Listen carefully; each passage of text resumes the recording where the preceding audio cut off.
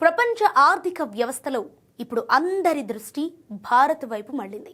ముఖ్యంగా European union Bharat మధ్య కుదిరిన స్వేచ్ఛ వాణిజ్య ఒప్పందం సంచలనం కలిగిస్తోంది. దీన్ని అందరూ మదర్ ఆఫ్ ఆల్ డీల్స్ గా చెప్పుకుంటున్నారు. అసలు ఈ ఒప్పందం కుదిరితే భారత్కు వచ్చే లాభం ఏంటి?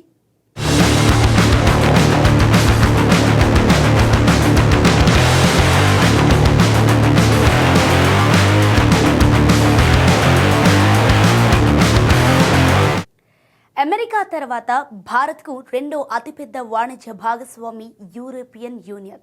2023-2024 గణాంకాలను పరిశీలిస్తే ఇరు దేశాల మధ్య ఏటా $135 బిలియన్ వ్యాపారం సాగుతోంది.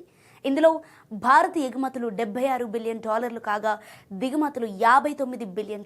అంటే భారత్ ప్రెజెంట్ ట్రేడ్ సర్ప్లస్లో ఉంది.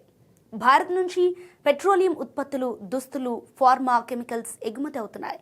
యూరోపియన్ యూనియన్ నుంచి మెషినరీ, విమానాల విడిభాగాలు, లగ్జరీ కార్లు, వైన్ అండ్ స్పిరిట్స్ను భారత్ దిగుమతి చేసుకుంటోంది.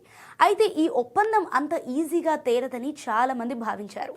CBAM అంటే కార్బన్ బార్డర్ అడ్జస్ట్మెంట్ మెకానిజం దీనికి ప్రధాన అడ్డంకిగా మారుతుందని భావించారు. అంటే భారత్ నుంచి ఎగుమతి అయ్యే స్టీల్, అల్యూమినియం తయారీలు ఎక్కువ కార్బన్ విడుదల చేస్తే యూరప్ దానిపై భారీగా పన్ను విధిస్తుంది. సో దీనివల్ల మన ఎగుమతులపై 20-35% అదనపు భారం పడుతోంది. దీనిపై భారత్ తీవ్ర అభ్యంతరం వ్యక్తం చేస్తోంది.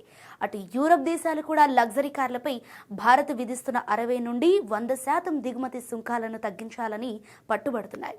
జియో పాలిటిక్స్ పరంగా చూస్తే ఈ డీల్ చాలా కీలకం.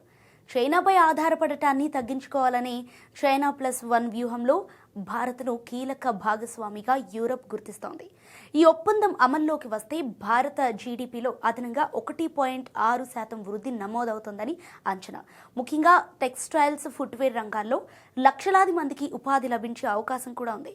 అయితే ప్రజెంట్ 27 దేశాల కూటమి అయిన యూరోపియన్ యూనియన్తో ఈ డీల్ పూర్తయితే అది భారత ఎగుమతిదారులకు ఒక కొత్త స్వర్ణయుగం అవుతుంది.